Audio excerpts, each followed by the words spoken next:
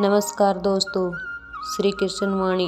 हे मानव, आज मैं तुमसे फिर एक बार जीवन के उस सत्य की बात करने आया हूँ जिसे तुम जानते हुए भी अनदेखा कर देते हो। तुम कर्म को दोष देते हो, भाग्य को कोसते हो, समय को जिम्मेदार ठहराते हो, पर तुम्हें यह नहीं देखते कि जिस घर में तुम रहते हो, जिस भूमि पर तुम सांस लेते हो, वहाँ की ऊर्जा कैसी है।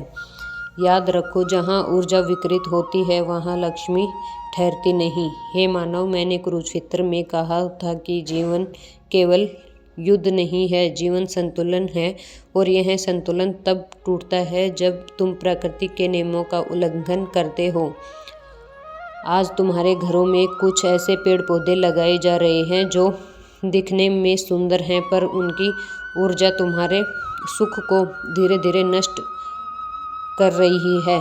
तुम इसे अंधविश्वास कह सकते हो, पर यह अनुभव और शास्त्र दोनों का सत्य है। हे मानव, सबसे पहले मैं तुम्हें उस पौधे के बारे में बताता हूँ जिसे तुम आधुनिकता समझकर अपने घर में रखते हो।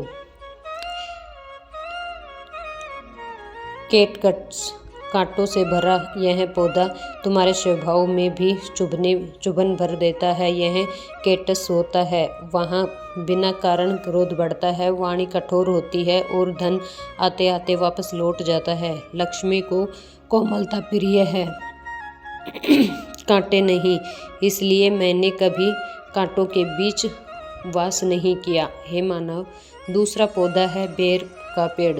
तुमने मेरे बाल लीलाओं में बेर का प्रसंग सुना होगा, पर ध्यान रखना, बेर भक्ति में मधुर है, पर गृहस्थ जीवन में समीप हो तो अभाव लगता है। घर के पास बेर का पेड़ होने से संघर्ष बढ़ता है, मेहनत अधिक और फल कम मिलता है। यह पेड़ तपस्वियों के लिए ठीक है, पर सांसारिक गृहस्थी के लिए नहीं।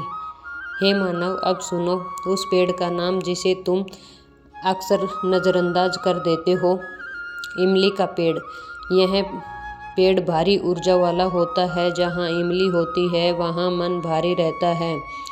डर, निद्रा, चिंता और अनजान भय घर में प्रवेश कर जाता है। मैंने कहा है, जहाँ मन अशांत वहाँ मैं नहीं ठहरता, और जहाँ मैं नहीं वहाँ लक्ष्मी कैसे ठहरेगी। हे मानव, चौथा पौधा है कपास का पौधा। देखने में यह निर्दोष लगता है, पर शास्त्रों में इसे अभाव का प्रतीक माना गया है। कपास का पौधा घर में हो तो धन रुकता नहीं। जैसे कपास हल्की होती है, वैसे ही पैसा हाथ से आते ही उड़ जाते हैं। मैंने सिखाया है कि धन को समाधान बनाओ, बोझ नहीं, पर यह पौधा संतुलन को बिगाड़ देता है। हे मानव, अब सुनो सबसे महत्वपूर्ण बात।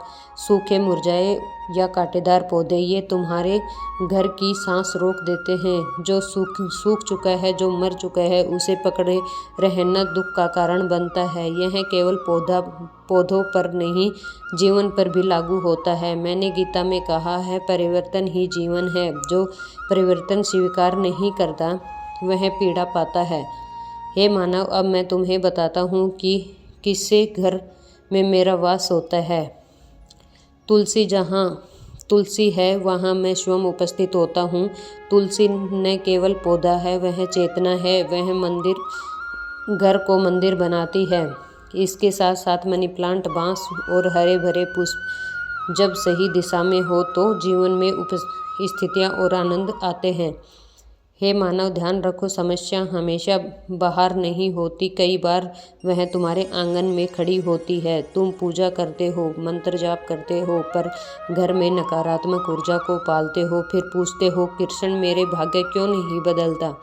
भाग्य तभी बदलता है जब तुम वातावरण बदलते हो। हे मानव, आज इस वाणी को सुनकर रुक जाना मत। सोचो, देखो, समझो, अपने घर को देखो।